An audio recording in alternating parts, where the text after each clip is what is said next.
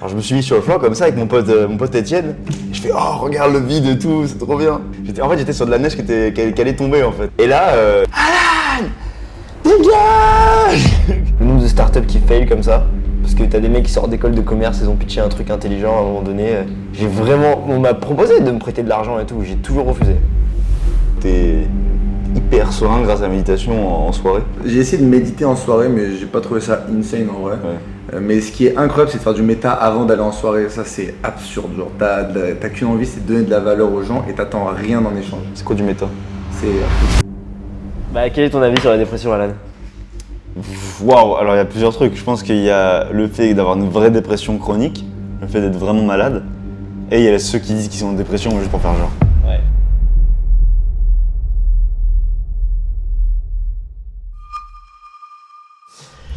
Bonjour messieurs, dames, bienvenue dans ce podcast numéro 9. On va parler de la vie, de la mort peut-être.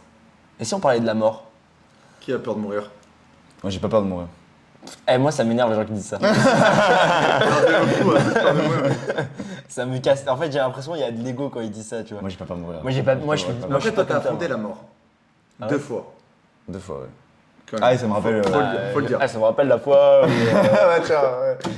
Ouais, vous j'en parle. Vas-y. Bah, c'est avec plaisir. Alors, moi, Je savais même pas. C'est vrai. Ok. Pour le premier degré, je savais pas. J'étais en Slovaquie, c'était il y a 3 ans. J'étais en Erasmus et du coup je fais des randonnées avec l'Alliance française et les Slovaques. Du coup on monte en l'air, voilà. Des alliances. Alliance française. Alliance française c'est quoi? C'est une association qui permet d'apprendre le français à l'étranger et d'apprendre le slovaque à d'accord. l'étranger quand t'es dans un pays étranger. Ok. Et du coup il y avait des Slovaques et il y avait des Français et on faisait toujours des randonnées.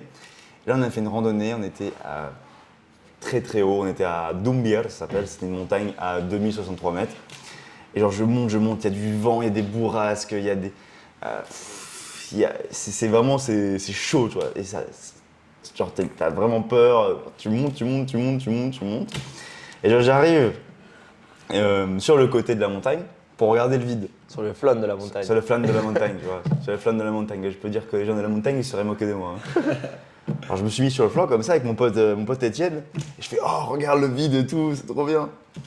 Et là, il y a une femme qui était très très forte en randonnée, celle qui nous a emmenés tout là-haut, elle fait Alan, dégage. Comme ça, pourquoi?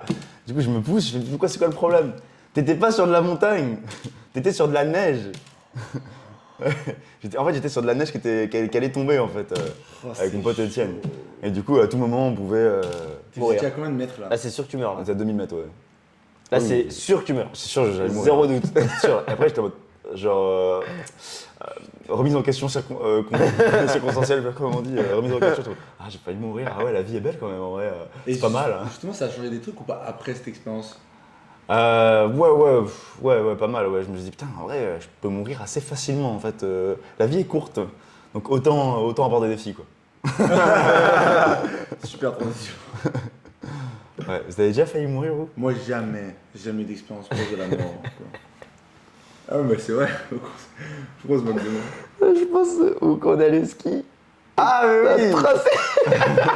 Au moins, t'étais pas loin de la mort aussi, là. Ah ouais, j'ai failli de la mort. Ah, j'ai failli mourir plein de fois, en fait. Est-ce que le fait d'être proche de la mort, ça te rend plus ancré au quotidien? Moi, j'ai jamais failli mourir. J'ai jamais eu d'expérience proche de la mort, un accident quand t'étais petit. Quand j'étais tout petit, peut-être, mais je m'en souviens pas. Vous avez des cicatrices? Ouais, j'en ai une, ouais. Bon, elle est là. Tu vas la montrer là, comme Je vais mettre une grosse. Ouais, en fait, quand j'étais petit, là, je sais pas si tu vois, là. Ok, ah ouais, derrière là. Non, pas du tout. Pas du tout, frérot. Bon, bref. Ouais, quand j'étais petit, il y avait une fête de village. Et genre, c'était proche de la Charente. Il y avait de l'herbe partout. Genre, il y avait des. Je savais pas où je mettais les pieds. Du coup, j'ai couru vers la Charente. Et là, je tombe genre sur des barbelés. Genre, le truc, il me déchire le mollet. Ouais, genre, je me suis déchiré le mollet. Et heureusement, je me suis fait vacciner contre le tétanos parce que. Non, j'aurais pu mourir encore. Et alors, genre j'arrive à ma mère, j'ai la jambe en sang. Et maman, Je t'ai déchiré le mollet, ouais. Bon, c'était pas si ouf, tu vois, mais c'était genre ouvert comme ça. Il rêve beaucoup de dingueries quand même. Hein. De fou. Le frelon asiatique. Ah oui, j'ai failli C'est mourir. vrai, t'as failli mourir, encore une fois. Ouais, c'est vrai, j'ai failli mourir pas mal de fois en fait. Le frelon asiatique, on était posé tranquillement en train de commander un burrito. On est tranquillement là, on commande le burrito, on se met devant le resto, on s'assoit, on attend, chill. Il est sur son téléphone, il scrolle, il regarde des photos de meufs, il me fait ah regarde et tout. Et moi je scrolle sur mon téléphone aussi, et d'un coup j'entends ah elle m'a piqué la pute. Et je comprends rien. Et du coup je baisse la tête, et en fait il avait un frelon asiatique, il a piqué, il a fait comme ça. Le frelon il s'est retrouvé sur ma jambe. Et moi je savais pas si c'était une araignée, un frelon ou une entité divine, j'en sais rien tu vois. Je vois un putain de gros truc là sur ma jambe, du coup j'essaie de me lever. J'arrive pas à la toucher parce que j'ai trop peur. Donc je me lève en biais comme ça, et le truc il tombe, et à côté il y a Alan qui est comme ça. Ah et du coup il s'est fait piquer par un frelon asiatique. Ah, je me suis piqué par un frelon asiatique. Et t'as vu le truc, il était genre comme as, il était énorme. noir et rouge. Ouais, il Mais faisait trop peur. C'était un mutant le Je truc. savais pas si c'était une araignée au début ou un frelon. Alors, il était vraiment poilu le truc, après on l'a explosé au sol, on lui a mis ce qu'il méritait. Mais d'ailleurs, j'ai regardé sur internet, faut pas éclater les frelons après par terre. Pourquoi? Parce qu'en fait, ils font des. Genre, comme dans les. Non, je vais pas dire la série. On des signals. Ils appellent ses potes? Ouais. Waouh, ça fait ses potes. Ouais, genre, moi je suis en train de mourir. Ah ouais. Ouais. Non. En mode gitan. En mode ultrason ou quoi, genre? Je sais pas, je parle pas encore. Je parle pas langue, Et mais t'as après, failli parler parce t'imagines, que. tu te fais attaquer par. 10 frelons. Non, mais tu sais que. Alors, 20 piqûres de frelons, tu meurs direct. 20, t'es 20, mort 20, direct. tu meurs. Un humain, un enfant c'est 3. Un bébé. Oh, c'est Ah, chaud. mais toi, vu que t'es mastoc un peu. C'est vrai que toi t'es 25. balèze. Hein. Les gens dans les vidéos ils disent le mec musclé. Au commentaire. musclé. Et j'aime Je bien, pense qu'il parle d'Olivier. musclé. j'aime bien tes vidéos avec caméra cachée avec le mec musclé. Il parle d'Olivier. Non, il n'y a pas Olivier. Enfin, il est dans une vidéo. Dans une vidéo. Ouais. Ah, le frelon c'était quelque chose. Après j'avais. Mais après, t'as été allergique du coup. J'ai fait une réaction allergique. Je suis pas allergique, je pense pas que je suis allergique. J'ai fait une réaction allergique et du coup, le truc, ils l'ont fait. Et après, il y avait une trace rouge qui montait comme ça. Le mec il vient me voir à minuit, il me fait gros, tu penses que c'est normal? Il y avait une trace de sang là comme ça qui montait jusqu'à celle-là. Ouais, va dormir gros. Il m'a dit si je viens dans ta chambre sonner, enfin toquer, appelle direct le 15 mec. Si j'arrive à le réveiller comme ça. Et ouais, faites attention aux piqûres d'abeilles. Et du coup, avec toutes tes expériences, t'as pas peur de la mort? Non, mais attends. Oui, je trouve que c'est peut-être une phrase qui est dans le vent comme ça, j'avoue. Peur de la mort. Je pense que tu vibres quand t'es proche de la mort. Parce que tu te sens vraiment libre en fait. Tu te sens vraiment homme quand t'es proche de la mort. Et je pense que les gens qui partent à la guerre, ils sont jamais aussi vivants. Attention, je dis pas faut faire la guerre, tout ça. J'ai jamais dit ça. Mais je pense qu'il y a un taux d'adrénaline incroyable. Genre par exemple, t'es ton cheval et tout, tu pars à la guerre et t'es proche de la mort et tu vis vraiment le moment présent quoi. Et c'est pour ça que quand j'ai failli mourir plusieurs fois dans la montagne, bah je me suis senti giga présent quoi. Et est-ce que j'ai peur de la mort ou pas? Ouais, je pense que ça me ferait chier de mourir, ouais. Honnêtement, ouais, ça me ferait chier, ouais. Bah, tous les gens qui disent ça, genre, en vrai, tu les mets dans une situation où ils sont à 2 minutes de mourir, je pense que ça les fait chier. Oui, genre, oui. s'il y a un truc, genre par exemple, quelqu'un les réanime et s'ils se merdent, ils meurent, je pense qu'ils ont très très peur qu'ils se merdent, le mec, tu vois. Ouais, bien sûr. Ou genre, ils sont à 2 doigts de tomber, ils doivent rester en équilibre. S'ils avaient pas peur de la mort, ils diraient, bon, vas-y, tu sais quoi, let's go. En fait, je pense que quand tu dis avoir peur de la mort, c'est plutôt peur. Est-ce que je peux mourir maintenant, tu vois? Ouais. C'est plutôt ça la question. Genre, est-ce que tu serais fier aujourd'hui de mourir maintenant avec tout ce que tu as Mais je pense que c'est très facile de dire ça comme ça dans un podcast avec des caméras. Mais quand tu vis vraiment la scène, c'est complètement différent. tu Ah non, mais pas le fait de mourir, mais le fait de. Enfin, l'action de mourir, c'est chiant, tu vois. Genre, ça va faire mal. Oui, mais de pas regretter. Mais je pense quand même que c'est plus facile de dire ça dans un podcast assis sur ton siège confortablement que dans un accident de voiture, tu vois, où tu sais que tu vas mourir, tu vois. Genre t'es là, t'es à 2 doigts de te manger le mur, tu vois. Je pense que là, t'as peur. Ah ouais. Là t'es pas bien. Et là, tu te dis, putain, fais chier que ça s'arrête maintenant quand même. Et puis honnêtement, excuse-moi, je te coupe. Honnêtement, ça me ferait chier de mourir parce que j'ai pas fait beaucoup de trucs dans la vie encore. Il fait du montage quoi. Il me reste du Parce montage. que Ah, il y a pas mal de pas trucs sortir à les blocs de Croatie upload, quand ouais. même. Le vlog 2, ah oui, déjà il est sorti là, à cette époque là, puis je vous avez déjà liké. Là vous regardez le podcast, il est déjà sorti, il a déjà fait 10 000 vues. Donc, 2150. En parlant de la mort, c'était trop stylé. Il y avait un mec qui faisait une interview avec un un mec pas un sapeur-pompier, mais tu sais qu'on appelle le 15, le SAMU, tu vois. Et il disait que toutes les fois où ils allaient sauver quelqu'un qui avait fait un accident de voiture, 2 minutes quand ils savaient qu'ils n'allaient pas réussir à le sauver et qu'il était sûr qu'ils allaient mourir, il lui disait, tu vois, en mode bon bah vous allez mourir, il n'y a aucune chance que vous surviviez à ça, tu vois. Et bah toutes les personnes, 90% des personnes se mettaient à prier déjà, Ouais. alors qu'ils n'étaient pas du tout forcément Croyant. croyants. Ouais. Et la deuxième chose, c'est qu'ils dégageaient tous une paix intérieure, une sérénité en mode ok, ils acceptent qu'ils allaient mourir et c'est terminé, tu vois. Alors qu'avant, ils sont en mode on va trouver une solution et tout. Et dès qu'ils savent qu'ils vont mourir, genre ils acceptent et genre apparemment ils dégagent une paix, une sérénité, genre non, c'est bon, c'est fini, Oh, c'est dingue. j'accepte. Ça veut dire deux choses peut-être. Ça veut dire qu'il y a peut-être une vie après la mort. Le fait de prier, genre pourquoi tu pries Je sais pas, je pense que c'est en mode on se rassure comme on peut, tu vois, on essaie de trouver un dernier truc auquel on peut se rattacher. C'est sûr, le dernier truc que les gens se rattachent, c'est Dieu. Ouais. C'est fou. Est-ce que ça veut dire que Dieu existe, tu vois? Je sais pas, je pense pas. Je pense pas. C'est une dinguerie. Non, mais je pense qu'on en a besoin quand même d'avoir foi en quelque chose. En fait, sans l'espoir, la vie, elle est différente et. C'est pour ça que les gens ont créé la religion, je pense. Ouais. L'espoir. Vous avez un truc auquel vous vous rattachez, vous Nabil. dans les moments les plus difficiles. Moi, je sais que c'est la méditation, tu vois. Je sais que je me rattache toujours à ça. Vous avez un truc ou pas comme ça? Peut-être ça va être vos compétences, votre confiance en vous-même. Bah, moi, le game. Ouais, ce que je veux dire, le game, pardon. Ah, en vrai, c'est vraiment le game pour moi. Mais en plus, je te le dis à chaque fois, c'est. Oui. Genre, quand on est en Plus soirée bas. et qu'on galère et que c'est vraiment dur, je dis putain, tout ce qu'on vit là, c'est spirituel, mec. C'est vrai. Genre, j'y crois vraiment vrai. parce que c'est. Je le répète tout le temps, mais en fait, tu détruis ton ego et ça fait tellement du bien. En fait, c'est tellement primitif ce qui se passe quand tu vas aborder des filles et tu te fais rejeter. T'es juste. Genre, tu prends des claques de réalité dans la gueule. Tu peux plus avoir d'illusions, genre désespoir ou quoi. Genre, t'es juste en mode la réalité, elle est comme ça, pas autrement. Et c'est soit tu trouves un moyen de t'en amuser ou soit tu pleures et t'es dans la merde, tu vois. Mais en fait, genre, quand je game pas, quand je sors pas pendant un long moment, je me rends compte que je commence à avoir des croyances qui sont pas vraies, tu vois. Genre que je pense que je suis quelqu'un que je suis pas, ou bien que j'ai un excès de confiance en moi, ou que je mérite des choses que je mérite pas forcément. Et il suffit simplement que je sors dans un bar et que je me fasse recaler par une meuf de 18 ans tu vois, qui vient juste d'avoir son bac. Et là, je me dis, ok, en fait, je suis personne. Je suis personne, tu vois. Ouais, c'est ça. Ça, c'est trop ça. En fait, tu comprends la réalité des choses, tu comprends le marché, tu comprends que dans cet environnement-là, t'es pas du tout le boss. Et tu vois, genre, autant là, derrière une caméra, j'ai un certain statut, autant quand je suis en coaching, j'ai un certain statut. Mais ce qui est bien, c'est qu'on repart tous à zéro. Dès qu'on rentre dans un bar ou dans une boîte, plus personne n'a de statut, tu vois. Tu peux prendre une star, genre coréenne.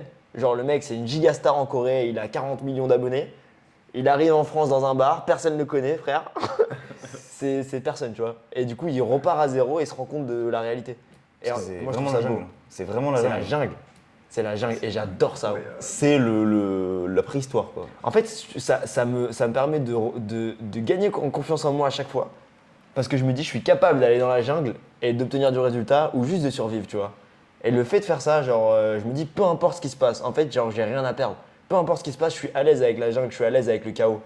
Et moi, c'est la forme de chaos qui me permet d'être stable émotionnellement, en fait. Genre, dès que je vais mal dans ma vie, genre, vraiment, j'ai des souvenirs où j'étais dans mon appart et genre, je me sentais super mal. Je sais pas pourquoi, mais genre, j'étais pas bien. Et j'avais aucune solution et je me suis dit, vas-y, je vais sortir, je vais aller night game. Et j'étais sorti tout seul ce soir-là. J'ai rencontré une meuf dans un bar. J'ai trop kiffé, genre j'ai fait une interaction d'1 heure avec elle et après je l'ai datée pendant plusieurs mois d'ailleurs.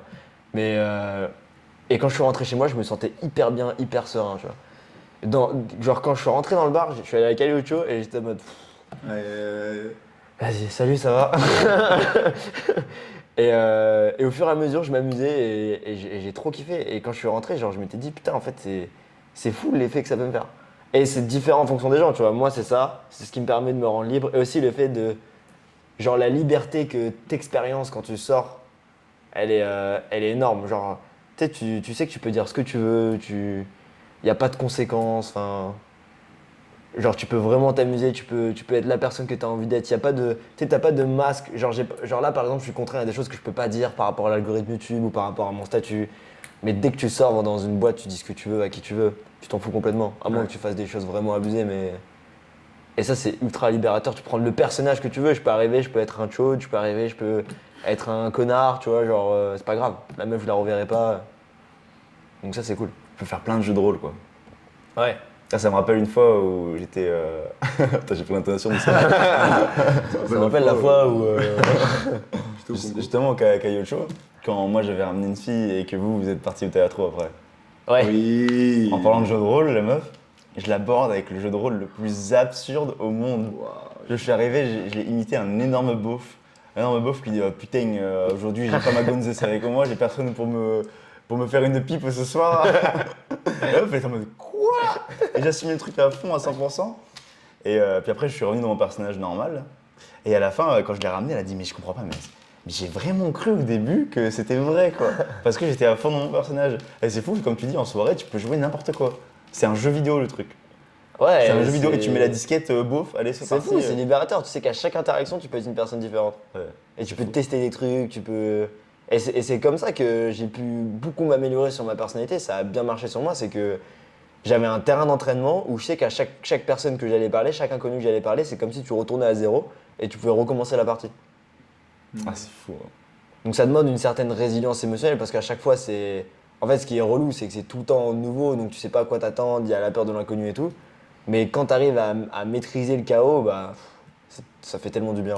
Ouais, c'est vrai. Vous êtes déjà mis au centre d'une meute de boîte et genre vous êtes mis comme ça, vous attendez.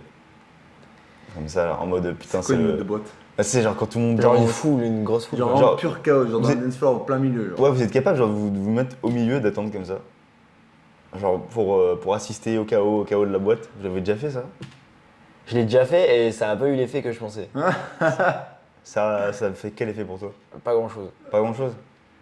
J'ai pas fait ça, mais j'ai retrouvé ce sentiment de calme à l'intérieur du chaos. Genre, par exemple, quand je vais marcher tout doucement, genre pour traverser le dance floor, alors que tout le monde est surexcité, que la musique est à fond, que tout le monde bouge dans tous les sens, se bouscule et tout.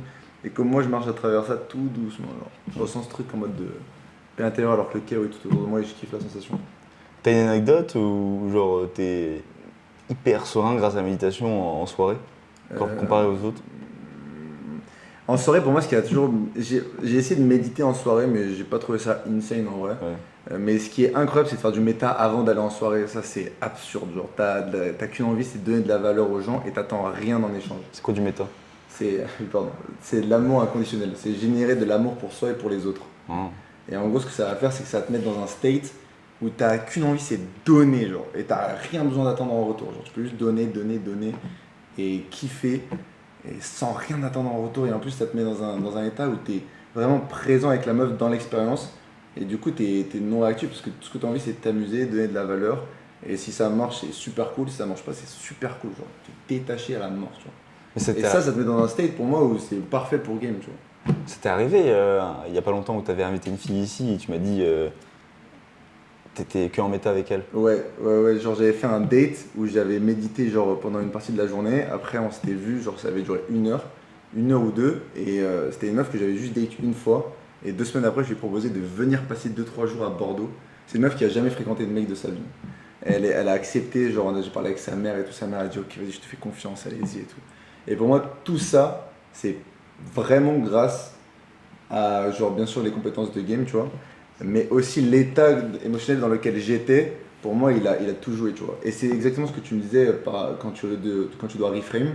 Tu me dis toujours genre en vrai ce que tu dis ça n'a pas vraiment d'importance, tu vois. C'est vraiment dans quel état émotionnel tu vas le dire, genre à quel point tu vas montrer que tu es détaché, convaincu de ce que tu racontes, Ouais. et amusé aussi par la situation, tu vois, que tu t'en branles que ça se passe ou pas. Tu t'en Ouais. fous pardon si ça se passe ou pas. Ouais. Et Absolument. pour moi, c'est la même chose, tu vois. C'est être dans le méta émotionnel parfait, dans les conditions parfaites pour créer quelque chose, une connexion, un bon date avec quelqu'un. En fait, l'intention que t'avais quand tu datais cette meuf, c'était je vais lui donner de l'amour. Je vais juste lui donner de l'amour. C'est ça, ouais. Et du coup, genre tu penses que ça fonctionne vraiment alors, Ouais. Mais en vrai, dit comme ça peut sembler perché, mais en vrai, Ouais. c'est super simple. Genre, c'est vraiment une méditation concrète. Que tu dois Moi, j'ai faire. trouvé ça lourd, tu sais, les travaux de David Hawkins, où il Sur la parle de fréquence. l'échelle de conscience, ouais. En gros, genre, tout ce qu'on fait, c'est des vibrations, et plus tu montes en conscience, genre, comme ce que tu dis, là, tu sais, l'état dans lequel t'es, où tu te sens bien, t'as juste envie de donner, ben lui, il dit, genre, en gros, ça, c'est à 500, Et quand t'es à 40, t'as beaucoup d'ego et t'as du mal, des trucs comme ça. Je crois que le tout premier stade, c'est l'apathie. Après, t'as la tristesse, Ouais. la peur, la colère, le courage. Et là, le courage, c'est là où ça commence à être positif. Après, il y a l'acceptation. Après, il y a l'amour, la paix, des trucs comme ça. Et genre, plus tu montes et plus ça marche. Et je me souviens, la première fois que j'ai eu ça, je me suis dit, putain, c'est fou parce que je l'ai ressenti, ça. Genre, j'ai des niveaux de conscience différents. Où, tu sais, des fois, tu es dans un mood et tu te dis, ah, je sais pas pourquoi, là, j'ai pas envie de parler à des gens. Ou Ouais. bien, là, je suis frustré. Tu sais, quand tu manques de sommeil, par exemple, et tu es là le matin, tu es juste frustré, tu as envie de te plaindre tout le temps. Et ça arrive spontanément. Il faut se poser la question, pourquoi des fois, spontanément, j'ai envie de me plaindre et des fois, spontanément, j'ai envie de faire des blagues et de rigoler avec les gens. Et en fait, c'est ce truc de conscience. Et moi, ce que je trouve intéressant, c'est qu'il y a pas un seul chemin pour en arriver là. Et tu as plein de façons de faire. Et il ne faut pas se brider à une chose, mais il faut capter ce qui marche le plus pour soi et ce qu'on aime le plus faire. Tu vois, c'est comme si tu veux obtenir un physique athlétique. Tu peux très bien l'obtenir en faisant du crossfit ou en faisant de la muscu ou en faisant même de la natation, tu vois. Certes, il y aura quelque chose il y aura 2-3 trucs qui seront différents, mais tu auras un physique athlétique si tu donnes tes efforts dedans. Mais il y a des personnes qui vont plus kiffer faire de la natation, il y en a d'autres qui vont plus kiffer faire du crossfit, il y en a d'autres qui vont plus kiffer faire de la muscu. Et genre, la méditation, c'est un chemin comme un autre. Et je pense qu'il y a plein d'autres chemins, genre par exemple, simplement la beauté d'avoir un objectif, d'être dans son purpose genre, euh, et de travailler pour obtenir son objectif. Et juste d'avoir une intention tellement focus, tellement genre où tu te perds dedans, fait que tu arrives à augmenter ta fréquence vibratoire aussi. Et moi, il y a un truc qui marche beaucoup pour moi quand je sors en soirée. Et quand j'en parle, apparemment, c'est pas la même chose pour tout le monde. Je suis chaud d'avoir vos retours. Mais je sais que plus je me fais rejeter, plus je me sens mieux en fait. En fait, ça va dépendre. Soit il y a un cercle vicieux, soit il va y avoir un cercle vertueux. Mais quand je rentre en soirée et que je suis dans ma tête et que je suis pas dans le bon état, genre, il va se passer un truc spécial où je vais parler à la première meuf, elle va me rejeter. Ensuite, je vais parler à une meuf de 18 ans, elle va me rejeter. Ensuite, je vais parler à une meuf pas belle, elle va me rejeter. Et en fait, ça va tellement détruire mon ego et l'image que j'ai de moi-même que je pars d'un endroit où j'ai plus rien à perdre, tu vois. Je me dis, si la meuf de 18 ans à côté m'a rejeté, qu'est-ce que je m'en fous de me faire rejeter par toi, tu vois. Et du coup, j'arrive et la meuf, elle sent dans mon intention que je m'en fous, je suis en mode, hey, salut, ça va. Et ça passe. Et chaque interaction, ça va de mieux en mieux. Et il y a ce jeu avec la validation où, en vrai, genre, plus tu vas te faire valider, plus tu vas te sentir mieux, mais il faut pas dépendre de ça. Et du coup, plutôt que de chercher la validation, il vaut mieux accepter le rejet et réussir à en rigoler tout le temps, tu vois, et en faire quelque chose de positif. Et les élèves, dans le groupe de mentoring, ils me posent la question, ils me disent, mais ok, j'ai compris qu'il faut toujours trouver quelque chose de fun, mais comment tu fais quand c'est vraiment pas fun et que la meuf, elle est vraiment méchante avec toi? Bah là, c'est vraiment une discipline émotionnelle à ce moment-là de faire preuve de créativité pour trouver quelque chose de fun. C'est comme si tu étais en train de taffer, genre imagine que tu es en train de faire les vendanges à 40 degrés, que c'est pas fun du tout, mais que tu es là avec ton pote et que, je sais pas, vous balancez des grappes de raisin, tu vois, et tu trouves un moyen que ça soit fun. Et il y a toujours des gens qui vont regarder pour les opportunités, ils vont regarder les opportunités et des gens qui vont regarder ce qu'ils ont à y perdre. Il vaut mieux être cette personne qui regarde les opportunités plutôt que ce que tu as à y perdre. Ouais. Toi, ça te fait ça aussi? Genre, si tu rentres dans un bar et que t'es dans ta tête, genre, le plus tu vas te faire rejeter, le plus ça va te mettre en state?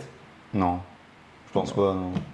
Non, je pense pas. Je pense que le fait que je me fasse rejeter va plus me faire. Je sais pas si ça va me dire. Enfin, je sais pas si. Le fait de me faire rejeter, est-ce que ça va me faire encore plus rejeter après? Je pense pas, tu vois, mais ça va pas me mettre dans un bon mood, le fait de me faire rejeter. Par contre, je vais me dire, bon, allez, si je me fais rejeter, parce que je l'ai mal fait, je pense. Putain, oui, en fait, c'est ça la subtilité. En fait, je pense que ça me met dans un bon mood, parce que des fois, ça me met pas dans un bon mood. Mais ça me met dans un bon mood quand j'ai su l'encaisser d'une façon grandiose, tu vois. Genre quand j'ai rendu le truc épique et quand j'étais fier de moi, en fait. Genre si je me fais rejeter, mais je suis fier de ma réaction, du coup, c'est ça qui me met dans un bon mood, parce que mon estime de moi, elle augmente. Mais par contre, quand je me fais rejeter et que je m'écrase en mode ah, ok, ah, d'accord, Ah, ok. c'est là que je kiffe pas, tu vois. Mais quand j'arrive à reframe le rejet et qu'au final, j'en ressors en mode ok, d'accord, ça a juste pas matché avec elle, mais j'ai gardé ma frame high value, du coup, là, ça me met en state. Hmm. Ok, oui, bah oui, parce que oui, si tu te fais rejeter, tu fais je suis une grosse merde, putain, ça marche pas, Ouais. Tu vas voir l'autre meuf, bah du coup, tu auras une. Bah du coup, je pense que c'est ça, c'est la fréquence vibratoire. Ouais, tu vas tu te arriver avec. blâmes, ouais, Ouais. t'as- Tu arrives en te blâmant. Ouais, c'est vrai. Mais c'est ça, t'arrives à 20 et du coup, la meuf, en mode bah non, Mais en fait, c'est ce que tout le monde fait en vrai. Dès qu'on fait une interaction qui est un peu nulle, genre, la première chose qu'on va faire, c'est se dire qu'on est une merde. Genre. Et on repart, mais du coup, dans un state encore plus négatif. Ouais, c'est ça, ouais. Faut plutôt se convaincre soi-même que c'était pas le moment, c'était pas la meuf, ok, c'est pas grave, recommence, tu vois. Mais pour moi, vous avez dit un truc hyper juste et ça reste encore. Vous avez toujours dit, genre quand t'es sur le terrain, reframe-toi toujours en mode positif. Et ensuite, genre une fois que t'es chez toi, analyse les interactions de façon oui. objective. Et pour moi, c'est insane ça. Genre fais confiance à ton intuition quand t'es sur le terrain, réfléchis pas, juste passe à l'action encore. Et après, quand tu rentres chez toi, tu peux te poser tranquille et analyser vraiment ce que t'as fait de bien et ce que tu dois améliorer. Bah ouais, quand tu passes à l'action, c'est pas le moment où il faut analyser, quoi. Quand tu passes à l'action, il faut simplement passer à l'action. T'es pas là à chercher le oui, le pourquoi, le comment, Ouais. machin. Tu vois, hier dans ma voiture, je réfléchissais et je me suis dit que ce serait une bonne idée d'en parler pendant le podcast. Mais tu sais, le truc que j'ai dit par rapport au pub là. Genre en gros, il s'est passé un truc dans au business qui est relou. Genre on a travaillé beaucoup sur un projet et la plateforme de Facebook a bloqué une pub sur laquelle on avait beaucoup travaillé et dont on était très fiers. Et sur le coup, c'est marrant parce que quand j'ai eu cette nouvelle-là, j'étais en mode oh, c'est relou. Et directement, je me suis dit bon bah faut trouver une solution. Et je me suis posé dans le bureau et tac, et j'ai travaillé pendant des heures et j'ai cherché des solutions. Mais à aucun moment j'ai eu pitié ou je me suis plaint, tu vois, genre je me suis dit juste ok bon faut trouver une solution, faut juste que je me focus là-dessus pour trouver une solution et je vais la trouver la solution. Et ensuite je me suis dit putain c'est fou, je suis ultra reconnaissant de cette compétence émotionnelle que j'ai développée, de rester serein quand il y a un problème. Ah ouais, c'est beau. Et je sais qu'il y a des années, j'étais incapable de faire ça et je paniquais complètement. Ouais. Et vraiment, c'est le game qui m'a permis d'apprendre ça parce que quand tu arrives à avoir du résultat certaines soirées, tu n'arrives pas à avoir du résultat d'autres soirées, mais que tu suis le même process et tu te rends compte qu'en fait, ça change rien à qui t'es vraiment. Le fait que je me fasse rejeter là, dès que j'arrive dans une boîte par la première meuf à qui je parle et que dans ma tête, je suis en mode bon, ça fait partie du process, c'est pas grave, et je continue. Et j'arrive. En fait, pour moi, c'est comme quand tu te fais rejeter, c'est comme si tu te prenais une grosse patate. Émotionnellement, c'est ça, tu sais. Genre, t'as plein d'adrénaline, plein de trucs où t'as envie de faire la gueule et tout, tu te sens pas bien, tu vois. Une douche froide, genre, t'es en mode ah.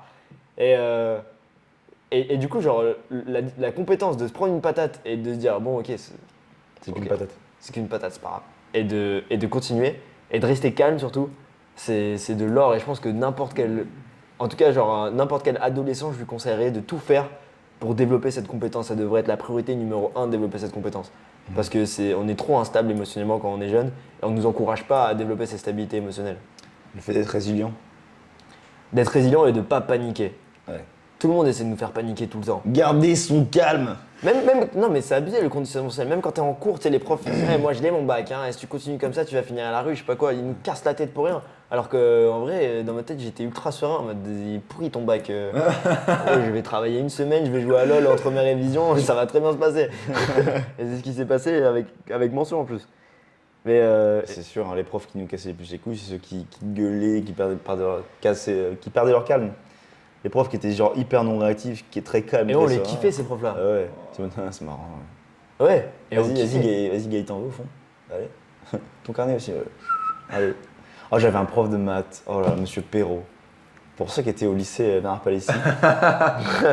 Si vous regardez cette vidéo. D'ailleurs, le prof était au collège et après il nous a suivis au lycée. Tu vois. Genre, il a changé, il a fait ah, bah je suis de retour. Alors Végéta. Salut, moi c'est Végéta. Et voilà, le prof était genre, tellement non réactif. Il était tellement impressionnant parce que tout le monde fermait sa gueule en cours. Tout le monde fermait sa gueule. Alors que les mêmes élèves qui parlaient, ils foutaient le bordel. Dans ce cours-là, ils respectaient le prof. Ok, d'accord. Thibaut, t'as fait tes devoirs? Non? Pourquoi? Ok, d'accord. Bah, je vais me donner ton carnet. Tout de suite. Allez, non, le carnet. Et on faisait oui, pas de problème. Allez, le carnet. D'accord. Et une fois, j'avais bavardé, je me suis retourné comme ça pour rigoler avec une meuf derrière. Et genre, tu sais, tu te retournes, et genre, t'as le sourire et tu vois, tu croises son regard. Et je fais comme ça. Je fais, tu rigoles, Alan. Ok, tu vas me faire 2 DM ou plus pour la prochaine fois. Mais non, monsieur. Voilà, c'est bien. Oh, Oh là là. Et tu vois, c'est quoi? C'est genre le fait qu'il reste tout le temps calme, dans le même état émotionnel, tranquille. C'est sa non-activité. C'est quoi qui fait que tu le respectais autant? Moi, je pense que le plus important, c'est qu'il se respecté dès le début. Dès le premier cours, il faut que le prof il instaure le truc direct, quoi. Genre, vous fermez tous vos gueules maintenant, tout de suite, là. Parce que si le premier cours... Violent. Ah ouais, moi je pense qu'il faut qu'il soit violent dès le début, parce que sinon, les élèves ils se sentent un peu pousser des ailes, tu vois. Moi je pense que c'est le fait qu'il soit calme, non réactif. En fait il avait du game quoi, genre, calme, non réactif, contrôle émotionnel, voix descendante, non recherche de validation, tout ça tu vois, tout ça confondu. Le mec c'était un. Et surtout très fort aussi. Très fort dans son domaine. Ok. Très bon. Très bon prof de maths. Très chaud. Ouais. C'est vrai qu'il y a ce truc où tu captes les gens avec qui il faut pas. Direct. Mais ils ont même pas besoin de faire d'efforts. Hein. Après, en vrai, genre. Ça m'arrive jamais, même en coaching et tout, qu'on me manque de respect. Après, peut-être le statut que j'ai, mais. En fait, je suis pas spécialement, tu vois, genre en mode ouais, respectez-moi et tout. Tu vois. Mais c'est juste par exemple quand il y a un truc qui rentre pas dans le cadre de ce que je suis en train de faire, simplement j'ignore et c'est comme ça que ça instaure le cadre. Par exemple, il y a une personne dont tu sais très bien de qui je vais parler, mais qui dans l'école il veut toujours faire des blagues et tout, tu vois. Ouais. Et en fait c'est super simple, c'est juste que quand il fait une blague et que j'ai pas envie là d'instaurer un cadre où on fait des blagues, juste je réponds pas et je passe à autre chose. Ouais. Je dis ok tu m'avais posé quoi comme question truc et j'annule complètement la blague et du coup il se sent con et il arrête de le faire. C'est comme avec les meufs hein. Mais c'est vrai que genre la dernière fois que je me suis pas fait respecter dans une conversation, ça doit dater de quand j'avais 16 ans. Le game, ça aide. Et le fait de frame control, en fait, c'est toujours des petits détails. En fait, c'est ça, c'est genre, il y a plein de petits détails, si tu les laisses faire, du coup, après, ils vont s'engouffrer dedans et ils vont écarter la brèche. Et ça, je l'ai beaucoup appris avec les meufs. T'as un exemple ou pas de petits détails que t'as pu laisser un des détails que t'as pu laisser et on pourrait aller dans la brèche. Ouais, je peux trouver ça, ouais. Genre, par exemple, avec les meufs, imaginons qu'elles fassent une blague pour te tacler, tu vois. Ouais. Genre, un exemple pourri, genre, je suis venu à vélo pour faire le date avec elle, tu vois. Ok. Et elle me dit, t'es venu comment? Je dis, ah, à vélo. Elle me dit, ah ouais, tu fais du vélo, toi. Et genre, si là, elle voit que ça me touche, je suis mort. Elle va se foutre de ma gueule sur ce truc du vélo tout le temps, tu vois. Genre, elle fait, ouais, du vélo et tout, mais c'est un truc de bolos de faire du vélo, je sais pas quoi. Et si je laisse passer ça, je suis mort. Mais attention, quand je dis laisser passer, ça veut pas dire recadrer. Ça veut pas dire lui dire, hey, tu me parles pas de mon vélo comme ça, je trouve ça cool et tout. Il faut ignorer le truc, tu vois. Mais si elle sent que je suis un peu sensible sur ça et que moi-même, je suis pas sûr de moi par rapport à ça, et quand elle me l'a dit, ça a fait ressortir ça, c'est là qu'elle elle va me marcher dessus.